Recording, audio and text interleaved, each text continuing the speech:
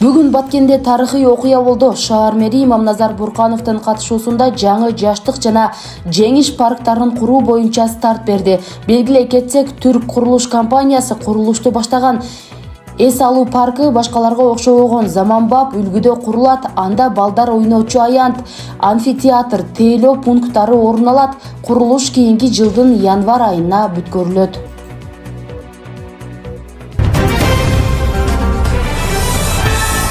Баткен облусунун 2024-жылды жыйынтыктаган облустук коллегиясы өттү.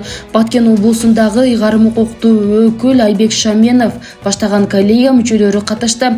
Мында облустун экономикалык жана социалдык тармактарда аткарылган иштери боюнча кеңири маалымат берилип, суроо жооп менен маселелер талкууланды. Соңунда жылдын жыйынтыгы менен мыкты район Кадамжай району, мыкты шаар Кызылкая шаары деп табылды.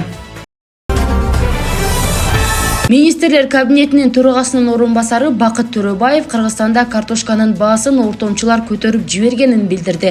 Нарын, Ысык көл облустарында, Кемин жана Чоң Алай райондорунда Кыргызстандагы муктаждыкты жаба турган картошканын көлөмү бар.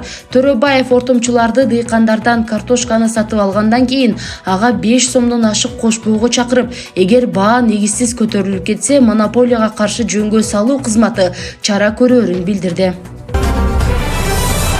Баткенде акыркы эле учурда 12 январь күнү Ак-Татыр-Рабат жолунда бир күндө 10го жакын унаа жолдон чыгып кеткен. Алга аймагында өткөн жылы жол кырсыгынан бир канча адам каза болгон. Төрткөл аймагындагы өткөн жылдын 25 декабрында казакстандык блогер Аружан Бекешова 2 шериги менен жол кырсыгына кабылган.